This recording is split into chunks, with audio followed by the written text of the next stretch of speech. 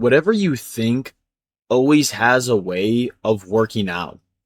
So you might as well just be delusionally optimistic, right? The world in a weird way bends to your will. And what I mean by that is your thought pattern changes the way that your brain views yourself in life subconsciously.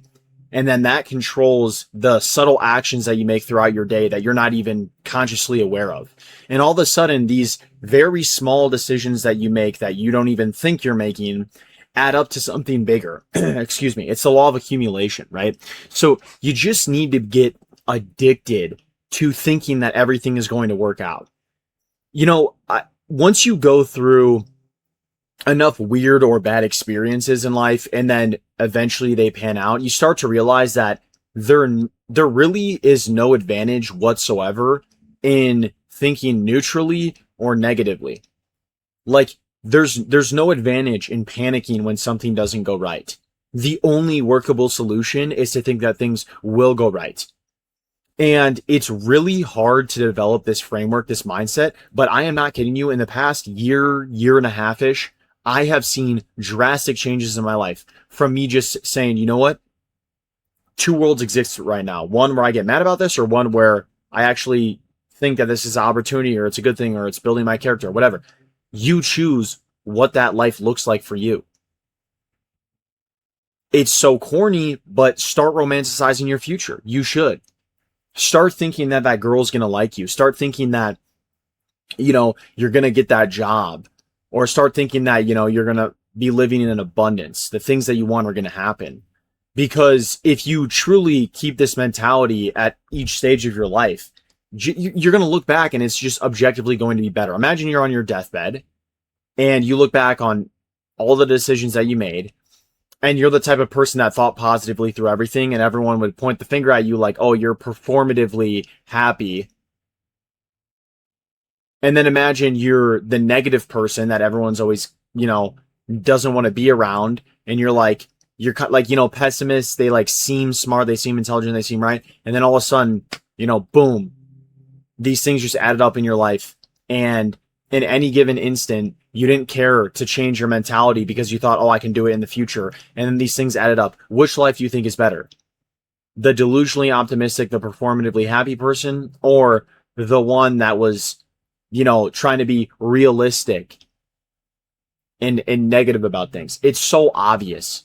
And here's the thing. We all know this is true. I remember when I would work this warehouse job, and I've talked about it before on my channel, but, you know, some nights when it was really cold and it was getting late and I knew I wasn't going to get much sleep and I was tired from lifting the heavy boxes, man, I would just sit there and think, wow, this really sucks. Like you're kind of just, you're in that moment for, you know, it's a 6-hour shift. Sometimes it's an 8-hour shift, whatever. You're just in this sucky moment for so long that you have nothing else to do but to think negatively. And I remember at that time, when I got that job, was the first time I ever read Meditations by Marcus Aurelius, which is a super cliche, like first philosophy book to get into. I don't know if it was my first ever, but it was one of the first philosophy books I had ever read. And it's still just such solid information. I truly believe that. I just think it's so applicable to the average person. And there was something that Marcus Aurelius said in that book that stuck out. He's like, don't catch yourself complaining, not even to yourself.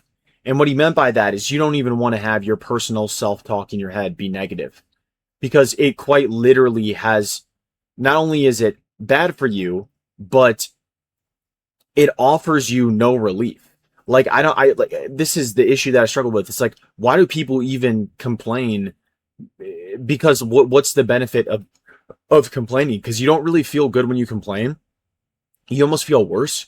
When you complain, it's like you're trying to scratch an itch that's under your skin, but you can't. It's not even possible. It only makes it more itchy.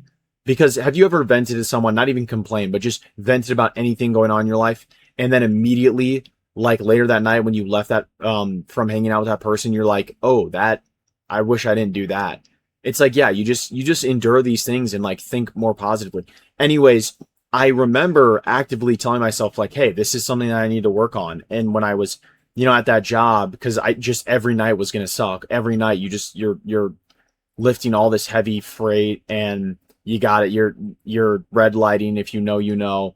And it just is not the most ideal situation. And all of a sudden you're like, hey, there's no getting out of it. Let's just accept this experience for what it is and not wish that it was anything better. And then you're cool with it. You're cool with it. I remember, and I've told this story before, but I had this sales job, and for the sales job, I would knock doors in neighborhoods. I was a door-to-door solicitor. And the way that that job works is you have what's called like car groups. So you have one driver who's the leader, and then three other people in the car, and they drive people to their neighborhoods that they're going to.